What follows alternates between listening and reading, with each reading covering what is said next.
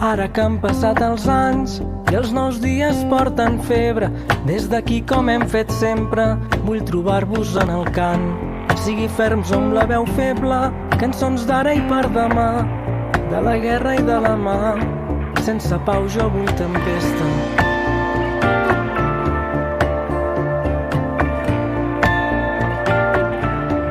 Cesc Freixas ha estrenat aquest dimarts passat el tema La meva sort, amb el que anuncia una gira pels països catalans que començarà enguany i fins al 2025, quan ha decidit fer una aturada indefinida en la seva carrera.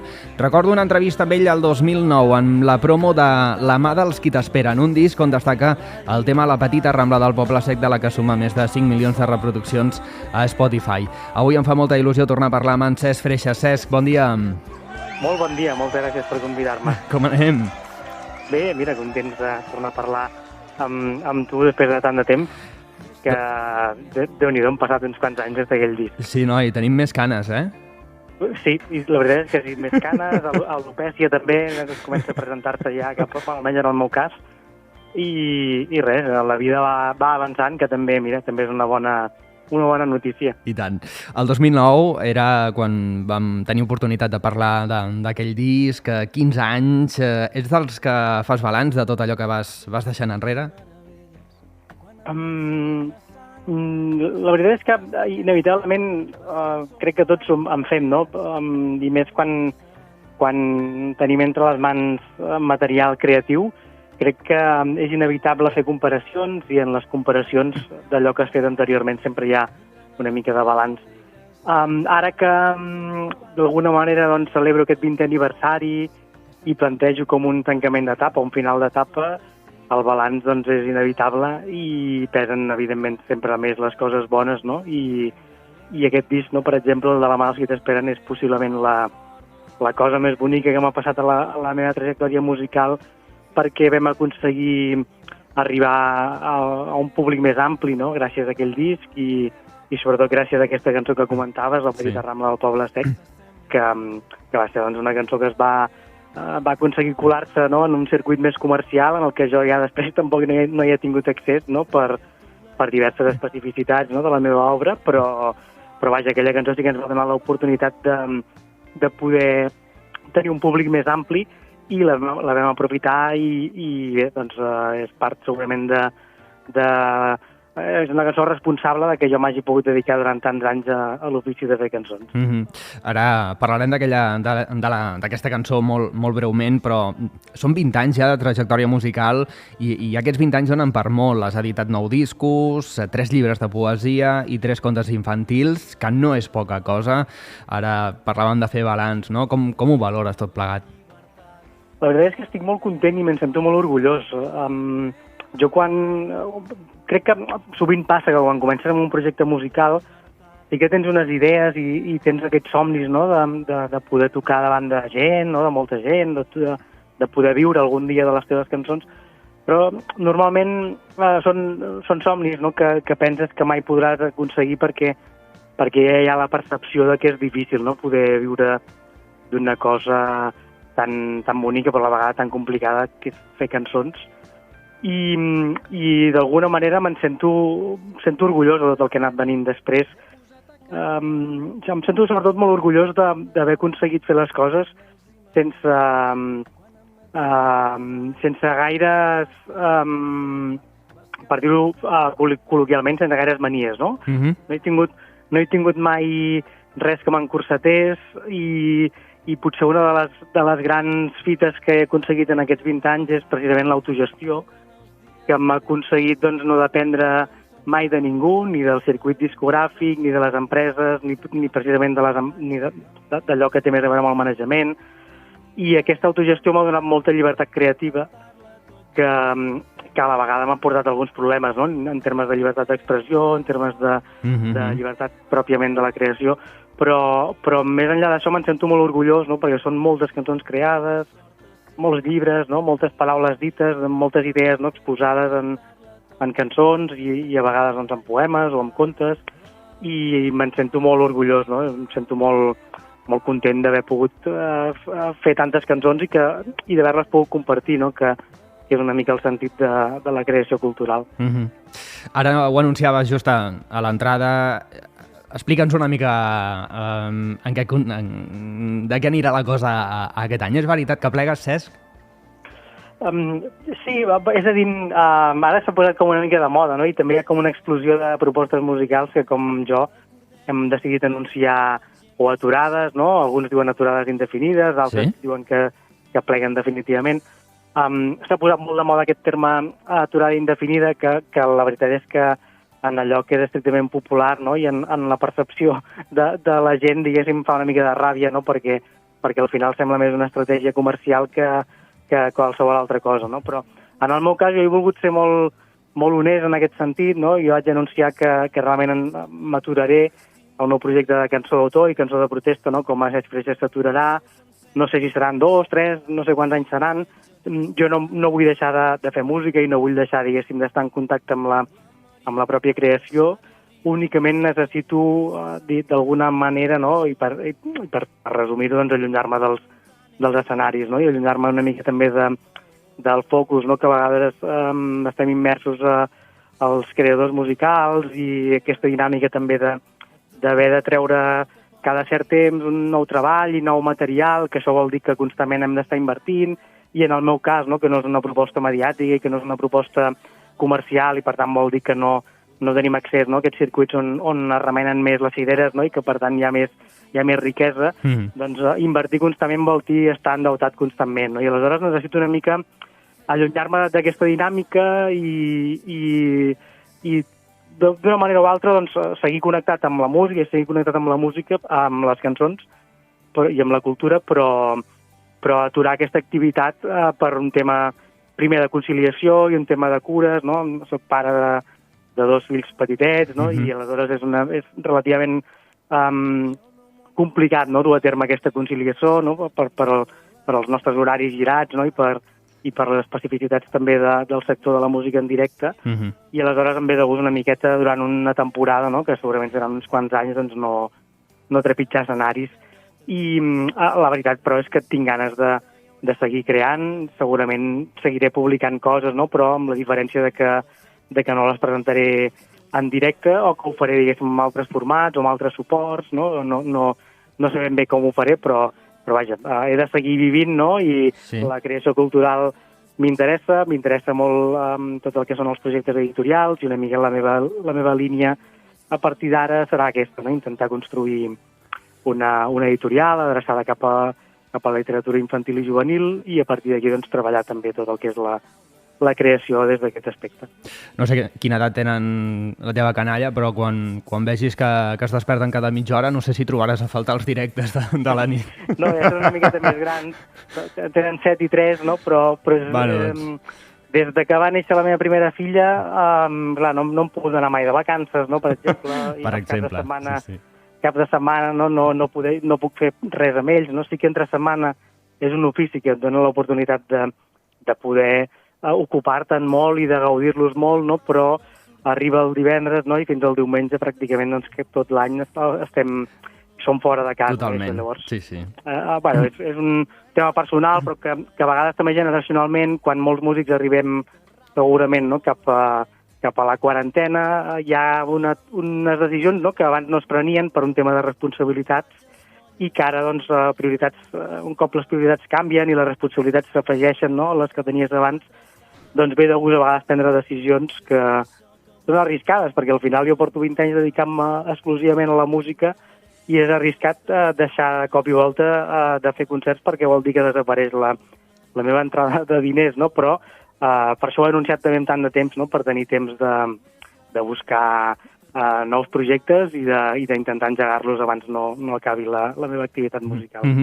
No obstant, tindrem temps aquest any 2024 de gaudir encara del concert, d'aquesta proposta musical. Ara, com deia el dimarts, ens vas presentar un nou tema, una nova cançó, La meva sort. Què vols transmetre amb aquest tema? Bé, és una cançó que pretén ser un agraïment i sobretot més que un agraïment seria com un no sé ben bé si és més una cosa que l'altra, però seria un agraïment i un resum, no? primer, agraïment a totes les persones que han fet possible aquest projecte musical, les que formen part de l'equip tècnic, que això potser es veu més en el videoclip, i les que són estrictament seguidors, no? Que venen als concerts i que compren els discos anticipadament, no? Amb les campanyes de micromecenatge que fem, un agraïment a la gent que ho ha fet possible, i després un resum una mica ràpid, no? Dels motius que em porten a escriure cançons i a fer-ho sempre des d'aquesta vessant crítica i d'aquesta vessant potser més ideològica. I és una cançó, això, que parteix està inspirada en una cançó d'un cantautor molt jove que es diu Arnau Serrallonga, que el podeu buscar per Instagram, sobretot, que penja coses molt boniques. I aleshores, arrel d'una cançó que es titulava de la mateixa manera, La meva sort, jo vaig crear aquesta cançó meva i està, doncs això, una mica la referència és la cançó de l'Arnau, que us recomano que l'escolteu si no el coneixeu, perquè és un... Doncs vinga, el buscarem. Sí. Cantautor que escriu unes lletres molt bones, és molt jove, encara no ha publicat res, però sí que va penjant vídeos amb trossets de cançons que va escrivint, i això, llavors a partir d'aquesta cançó vaig crear aquesta cançó paral·lela, no?, que es titula de la mateixa manera, amb 3 versos que també formen part de la cançó de l'Arnau, i la seva era una cançó d'agraïment també cap als seus amics, cap a la seva família, i jo vaig voler agafar aquesta idea, no?, i estirar del fil de l'agraïment per fer-ho extensiu cap als meus seguidors. La gira arrencarà el 4 de febrer al Teatre Joventut de l'Hospitalet de Llobregat dins del Festival Barnassans, però no sé si ens pots explicar una mica com serà aquesta gira de comiat al llarg d'aquest any i fins l'any vinent.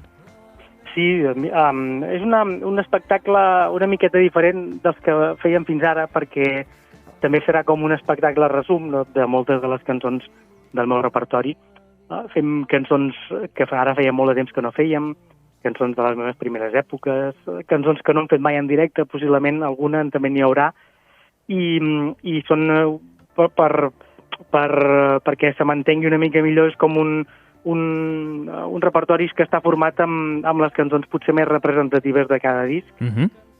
Tenim una banda que, tot i ser un format acústic, doncs sempre li donarà un vestit una miqueta més solemne i una miqueta més col·lectiu, no?, perquè normalment només m'acompanyo d'en Víctor Nin a la guitarra, i aleshores el que farem serà això, un espectacle que l'intentarem presentar a tots els llocs on ens puguin convidar, i a més el gravarem en directe, que llavors, un cop haguem acabat, no?, i haguem tancat aquest final d'etapa, traurem un disc en directe que a més serà el meu primer disc en directe. Molt bé. T'anava a preguntar per disc, per tant haurem d'esperar finals d'any, no?, més o menys, per veure aquest disc. No hi haurà disc de temes inèdits, per dir-ho d'alguna manera? No, segurament abans no acabi la meva activitat, segurament sí que penjaré alguna cançó que tenia guardada i que tenia pensada publicar potser en algun disc, però que de moment no, com que això no serà possible, sí que potser és bastant probable que abans no sortir aquest disc en directe hagi penjat algun tema nou, diguéssim, no?, que em ve de gust també enregistrar, i abans de fer aquesta aturada, doncs, de poder regalar, no?, d'alguna manera als meus seguidors. I aquest disc en directe segurament sortirà ja l'any que ve, l'any 2025, no?, quan haguem tancat ja definitivament aquesta etapa i haguem fet els darrers concerts. Doncs vinga, l'esperaré, perquè sóc molt fan jo d'aquests discos que s'enregistren en directe, perquè està molt bé tota la masterització que té un disc i cada una té la seva sonoritat, però la màgia que es viu en un directe i això quedat enregistrat en un CD ho trobo de manera... Bé, no sé, quan ho escoltes a casa, no?, aquells que encara tenim CD, bé, no sé, posa com la pell de gallina, no? Bueno, sempre hi ha una energia diferent, no? I els enregistraments en directe precisament tenen sentit perquè allò que passa en directe és molt més espontani, no?, molt més real, molt més sincer, i allò que l'estudi s'intenta evitar, no?, que és l'error, no?, en el directe inevitablement n'hi ha, no?, d'errors, i aleshores ja sigui per petites desafinacions o ja sigui per instruments que no entren ben bé al mateix moment, no? Vull dir que al final també, que això a vegades hi ha molts grups que quan enregistren directes després fan el que se'n diuen overdubbings, no?, que són enregistraments posteriors, no?, precisament per arreglar tot allò que en el directe no ha funcionat, no? Però vull dir que ja està tot inventat, no? Però sí que a mi m'interessa poder deixar constància, com a mínim, per primera vegada d'allò que fem en directe i precisament que es noti aquesta energia, no? I aquesta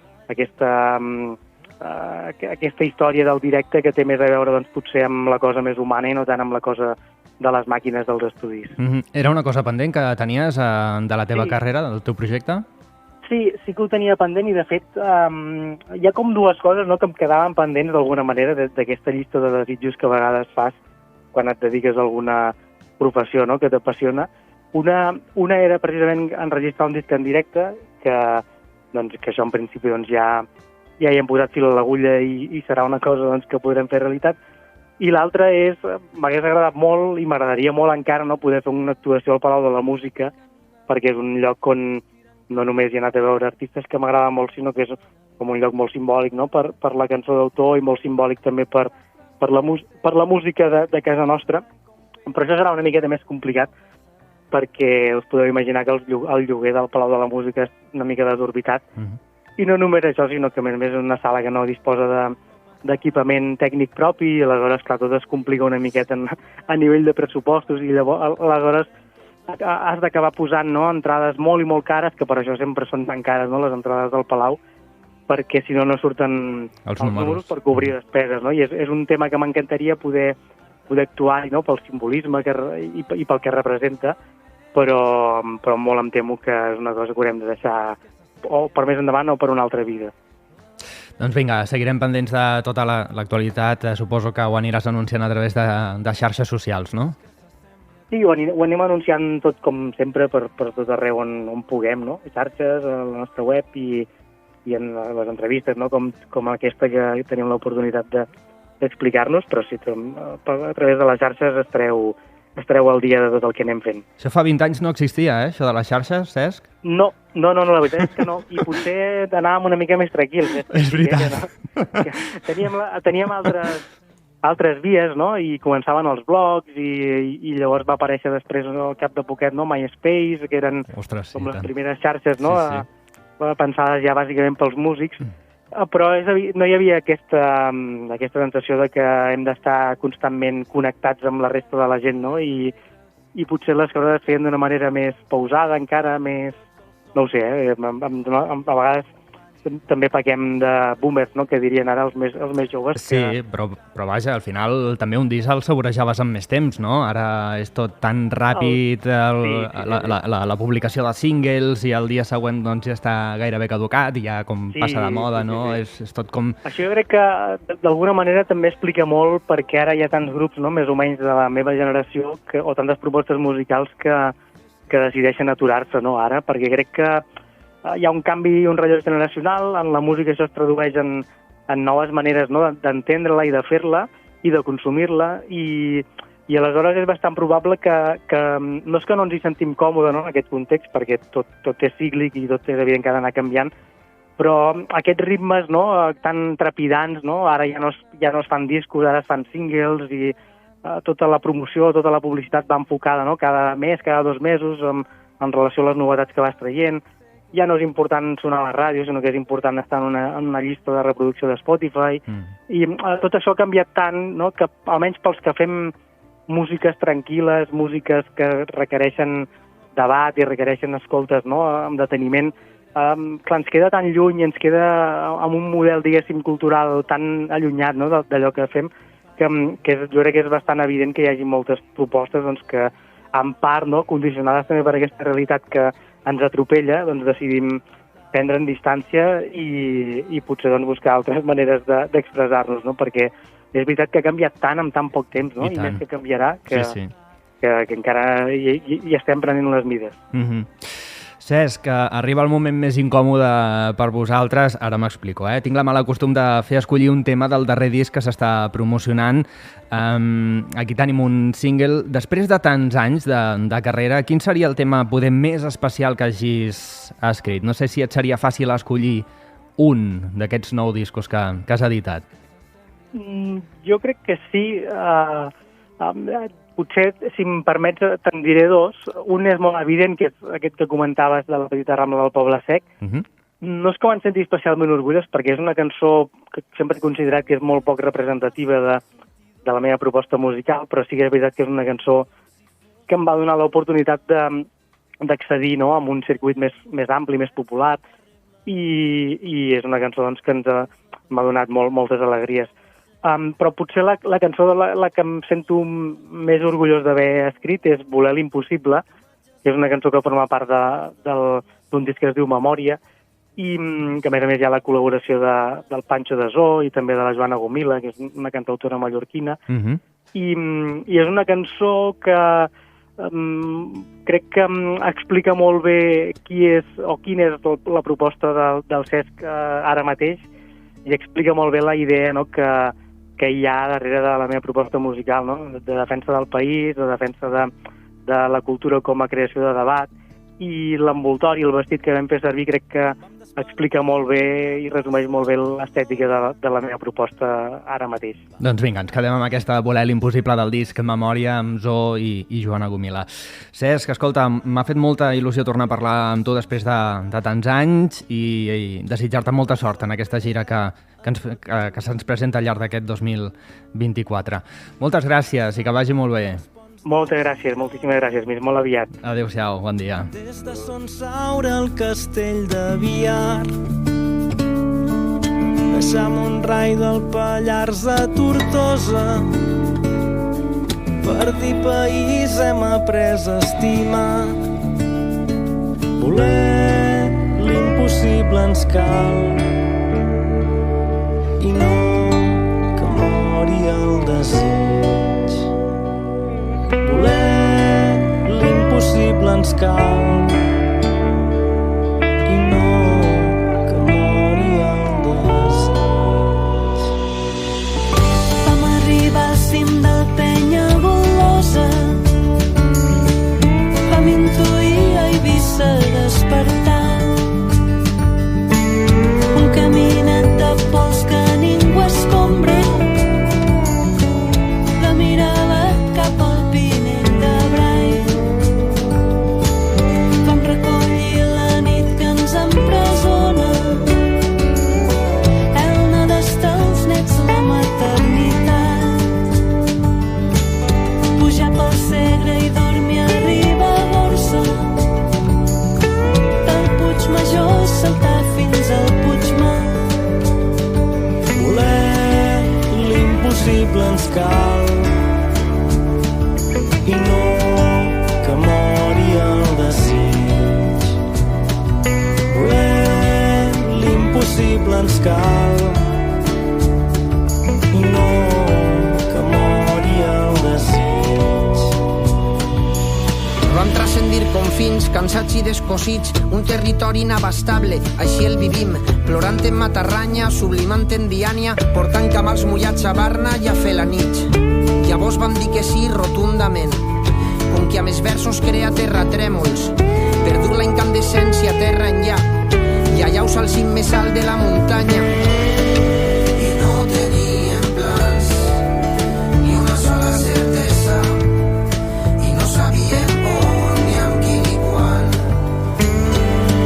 tan sols aquell reclam de canvi entre les runes, i tot el fang del món i tot el fang.